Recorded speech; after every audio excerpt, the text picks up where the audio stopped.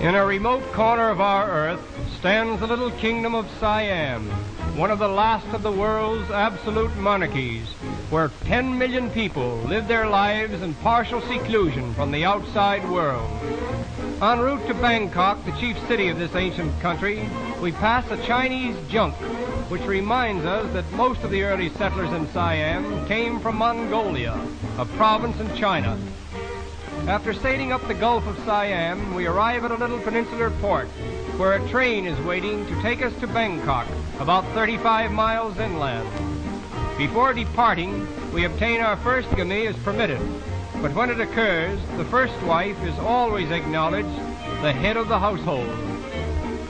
Incidentally, Siamese mothers never kiss their children, nor do husbands kiss their wives. Instead, they rub faces together. This little banquet is interrupted by the warning whistle from our train. And now we are en route to Bangkok. Except for a few railway lines, all travel in Siam is by water. The level of the land is so low and the soil is so soft. Experiences of the courageous engineers who conquered this tropical jungle with the first railway in Siam.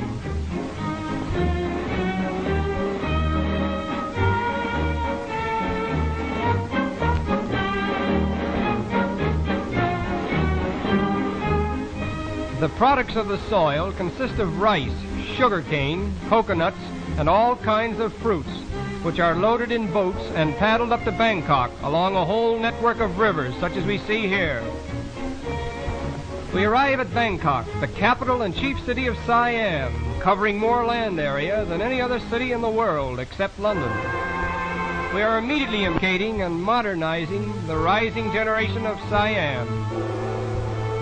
We are told that this king has 236 brothers and sisters. His father had. Siamese are an artistic people.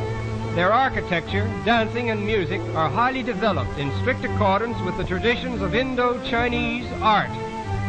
Siamese architecture is chiefly exercised in connection with religious buildings devoted to Buddhism. Buddhism, the Orient's most powerful religion, was brought to Siam from India as early as the 2nd century A.D. It is the national faith of Siam. Buddhism is not based upon divinity. When the people go into a temple and kneel before Buddha, they reverence him, but never do they forget that he was once a man, and that in time they may become even as he is. The women of Siam appear to be the most constant followers of this religion.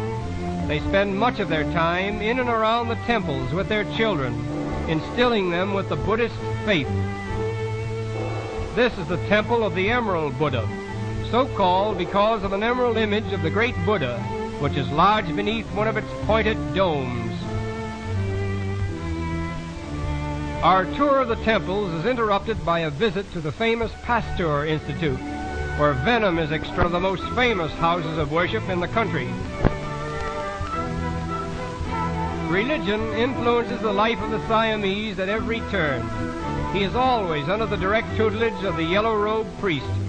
In fact, every Siamese, including the king himself, must spend a period of his life in some one of the 10,000 monasteries of the land. In Bangkok alone, there are at least 500 temples dedicated to Buddhism.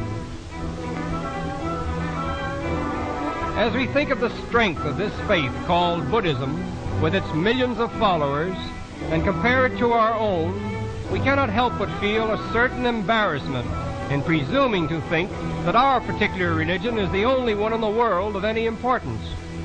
And it is with this thought that we